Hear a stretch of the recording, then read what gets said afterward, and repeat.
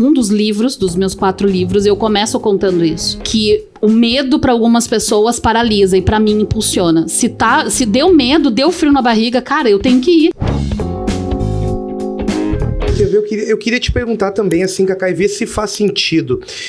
A gente vê muitas pessoas também se procurando aí, né? Tentando se achar e saber que área que eu sigo. Eu acho que é uma preocupação muito grande ali quando a gente tá naquela época ali de término do 2º grau, para que caminho eu vou seguir. E às vezes a gente pode ter aquele pensamento que, putz, eu tenho uma área para eu trabalhar e eu preciso encontrar isso. Faz sentido que a gente ir se experimentando que vai fazer sentido ali na frente? Tu sabe por que faz todo sentido? Porque durante esse meu período de trajetória, quando eu estava na universidade, eles te treinam para que tu seja funcionário de alguém. Que eu já não concordo. Nunca concordei. Mas é o que temos. A gente sai da faculdade e tu vai trabalhar para alguém. Né? Então, lá... A gente também é treinado para trabalhar, como tu trabalhas para alguém, dentro da empresa desse alguém, tu trabalha, qual é o objetivo? Trabalhar em agência. E aí eu olhei e digo assim, bom, agora dentro da área da publicidade, eu vou trabalhar em qual área dentro da agência? Aí eu tinha mais um dilema. Qual área que eu vou trabalhar bem? Bom, eu já disse que eu venho com a inspiração da educação, da escrita. Sempre gostei muito de escrever. Então eu digo assim, bom, tem uma área legal dentro da agência que eu posso trabalhar de redação, né? Então, posso me especializar nessa área.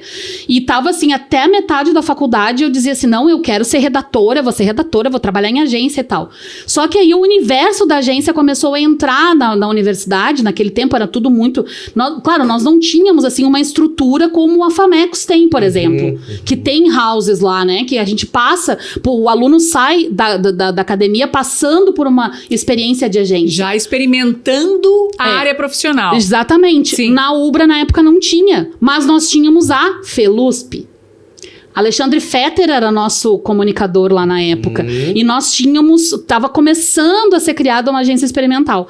Então, a gente já começou a ter algumas experiências ali. Tanto na área de fotografia publicitária, nós tínhamos estúdio, então a gente ia a campo, a gente investiu em equipamento para entender como é que era o olhar porque o fotógrafo tem um olhar, mas o fotógrafo publicitário tem outro. Então, a gente treinava esse olhar para isso, né?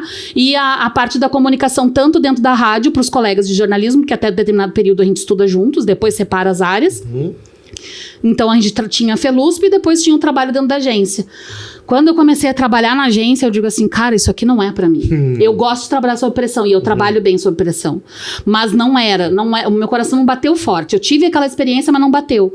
Até que eu tive um professor que entrou com o marketing. E até então, marketing pra mim era desconhecido, totalmente. E eu digo assim, tá aí uma coisa que eu quero conhecer. Conheci o tal do seu Felipe, foi me apresentado, Felipe Kotler. E aí eu digo assim, bom, cara, eu gostei de ti, eu vou te seguir, vou te acompanhar e eu quero aprender contigo, né?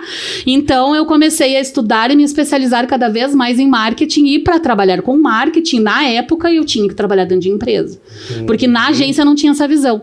Só que depois que eu trabalhei em marketing durante 15 anos ali, eu fui trabalhar numa agência, aí eu fui viver o outro lado. Aí você disse assim, mas como é que a gente vai fazer as escolhas ali na hora? De qual área? Porque a área da comunicação social, ela é gigantesca.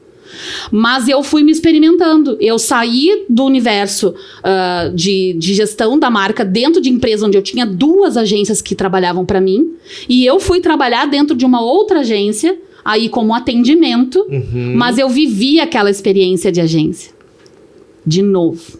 E de novo me provou que eu não gostei daquilo. A Cacá nunca teve uma coisa que às vezes as pessoas quando entram em dúvida, que é o medo de tentar. Não. É o medo de escolher algo e errar. É o medo de escolher algo e não ficar feliz com aquela escolha. O medo. E normalmente o medo acaba paralisando as decisões.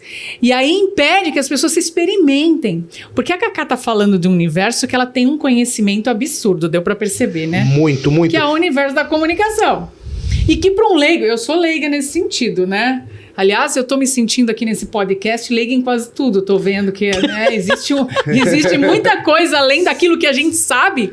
E por isso eu acho legal o podcast, que a gente pode trocar com pessoas que vivem outros universos. Exato. Eu acho que isso faz a gente expandir a nossa consciência e conhecimento também.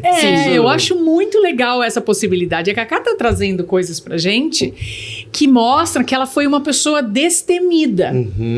Que não significa que ela nunca teve medo. Significa que ela conseguiu, mesmo com medo, tomar algumas decisões e experimentar algumas coisas na vida. Faz sentido, Cacá? Faz, sim.